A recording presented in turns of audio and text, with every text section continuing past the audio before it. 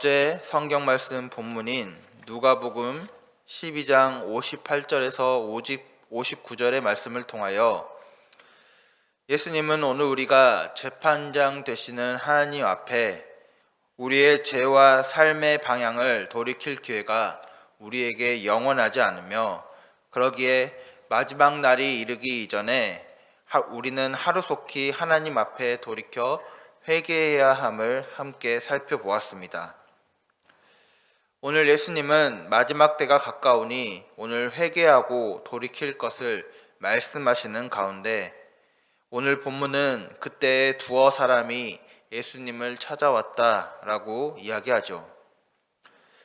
그리고 그 후 오늘 예수님은 오늘 이 사람들이 예수님께 고한 사건과 또 실로암 망대가 무너진 사건을 오늘 본문을 통해 언급하시며 회개에 대하여 또한 회개하지 않는 자들에 대한 경고의 말씀을 이어서 하고 계십니다. 오늘 예수님에게로 온 두어 사람들은 빌라도가 어떤 갈릴리 사람들의 피를 그들의 제물에 섞은 일을 예수님께 고하게 됩니다. 여기서 오늘 이 구절을 한글 성경대로 이해한다면 오늘 로마 총독인 빌라도가 제물에 갈릴리 사람들의 피를 섞어 제사를 방해했는가 정도로 생각해 볼 수 있지만, 오늘 이 구절을 원어의 의미로 살펴본다면 여기서 피를 제물에 섞었다라는 표현은 오늘 이 장소가 성전임을 기억한다면 성전에서 죽임을 당한다라는 의미도 오늘 이 표현 안에 내포되어 있다고 말할 수 있습니다. 그러기에 오늘 이들은 제사를 드리다가 오늘 무슨 이유에서인지 알 수는 없지만 오늘 그 장소에서 빌라도에 의해 죽임을 당하게 된 사건을 오늘 예수님께 고하고 있는 것입니다. 그런데 오늘 이들이 예수님께 이러한 질문을 던진 의도가 무엇입니까? 빌라도의 잔인성과 그 일 자체가 옳은 것인가 그른 것인가에 대한 물음을 예수님께 묻는 것이 아닙니다.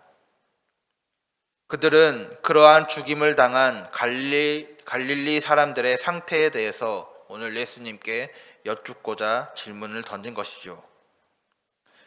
오늘 그들은 12장 후반부의 말씀을 통하여 시대를 분간하고 회개를 촉구하는 예수님의 말씀을 들었습니다.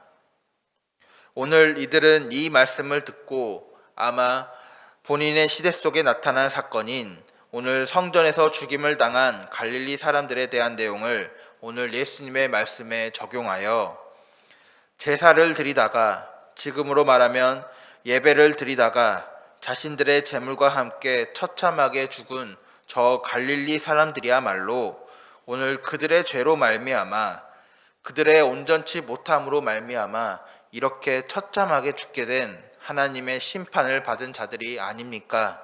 라고 오늘 예수님께 그 의견을 묻고 있는 것이죠. 오늘 예수님은 그들의 이러한 질문에 대해 2절 말씀을 통하여 이 갈릴리 사람이 이같이 해를 입었다고 하여 그것이 다른 모든 갈릴리 사람들보다 죄가 더 있는 줄 아느냐라고 답하십니다. 즉, 저 사람들이 저렇게 비참한 죽음을 당했다고 하여 저 사람들이 너희보다 죄가 많다고 생각하느냐라고 예수님은 반문하시죠. 그러면서 3절 말씀에 무엇이라고 말씀하십니까? 너희에게 이르노니 아니라 너희도 만일 회개하지 아니하면 다 이같이 망하리라 라고 말씀하십니다. 그리고 4절의 사건을 통해 예수님은 오늘 동일한 말씀을 하시지요. 실로암의 망대가 무너져 치어 죽은 18사람이 예루살렘에 거한 다른 모든 사람보다 죄가 더 있는 줄 아느냐라고 물으시며, 이 또한 너희도 만일 회개하지 아니하면 다 이와 같이 망할 것이다 라고 말씀하고 계시는 것입니다. 오늘 우리도 때로는 이 예수님께 찾아와 질문한 이들과 같이 행동할 때가 있지는 않으십니까? 오늘 예수님께 찾아온 사람들은 예수님의 회개에 대한 말씀을 듣고 그 회개의 대상과 적용을 자신이 아닌 자신의 주변에서부터 찾았습니다. 그리고 그 적용의 결과 비극적인 사건을 겪은 사람, 또한 오늘 어려움 가운데 처한 사람을 바라보며 자신과는 다르게 그들은 회개하지 않아 하나님의 심판을 받은 자들이라 여겼던 것이죠. 그런데 예수님은 무엇이라고 말씀하십니까? 회개하지 않으면 너 또한 그렇게 심판을 받게 될 거야. 너 또한 그렇게 망하게 될 거야 라고 이야기합니다. 즉 우리 스스로의 바로 자신부터 보라는 것이죠. 오늘 말씀에 대한 적용은 아주 철저하게 오늘 우리의 삶부터 일어나야 합니다. 그래서 예수님은 마태복음 7장 3절에 어찌하여 형제의 눈 속에 있는 티는 보고 내 눈 속에 있는 들보는 깨닫지 못하느냐라고 이야기하시죠. 타인의 삶 속에서 그가 말씀 안에 살아가는가, 회개하는 자인가 아닌가를 판단하는 게 아니라 오늘 내 삶에는 말씀이신 예수님과 함께 살아가고 있는가, 오늘 나는 성숙한 그리스도인으로 예수님의 참 제자로 들려오는 하나님의 말씀에 반응하여 나의 삶을 돌이키고 점검하는 모습이 있는가, 바로 오늘 우리의 모습부터 철저히 각성하고 우리의 모습이 먼저 예수님의 말씀에 옳은가 그른가를 분별하여야 하는 것이죠. 오늘 예수님이 말한 시대에 대한 분별은 바로 오늘 우리의 모습이 말씀 안에 분별되어 살아가는가부터 시작되어야 한다는 말씀입니다. 오늘 6절부터 포도원 지기가 공을 들였으나 열매를 맺지 못하여 마지막으로 한 번 더 열매 맺을 기회를 주는 무화과 나무에 대한 이야기가 기록되어 있습니다. 그리고 오늘 본문에서 사용된 회개하라 라는 단어는 메타노에오라는 회개하라 라는 단어에서 나왔는데, 이는 오늘 계속적인 회개의 모습과 또한 후회와 반성과 같은 마음의 변화에서만 그치는 것이 아니라 행동의 변화까지 이어지는 전인적인 회개를 가리킬 때 사용되는 단어입니다.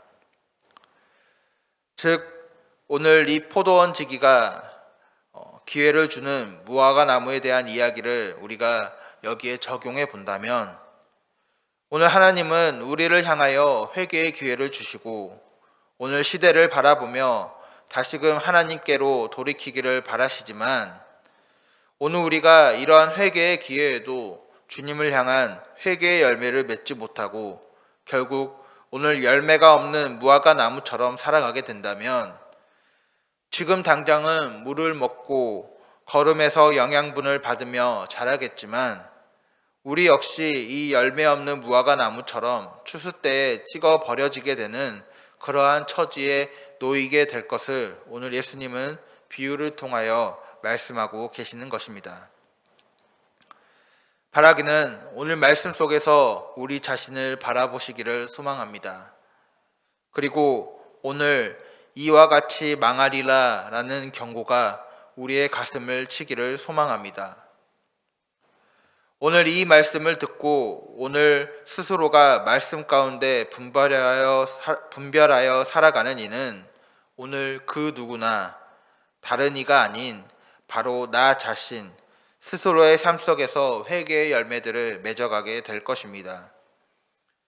오늘 말씀 안에서 우리 스스로를 냉정하게 바라보는 그 분별을 얻기를 소망합니다. 재림의 징조와 마지막 때에 대한 현상들이 우리 삶에 나타날수록 더욱더 스스로를 돌이켜 말씀 안에서 회개에 합당한 삶의 변화의 열매들을 맺어가기를 소망합니다. 그리하여 오늘 말씀을 읽고 또 말씀을 더 깊이 깨달아 하나님의 거룩하심과 온전하심을 더 깊이 깨달아 알아갈수록 더욱 겸손한 회개의 모습으로 주님께 나아가는 오늘 우리의 삶의 모습이 되기를 주님의 이름으로 축복합니다.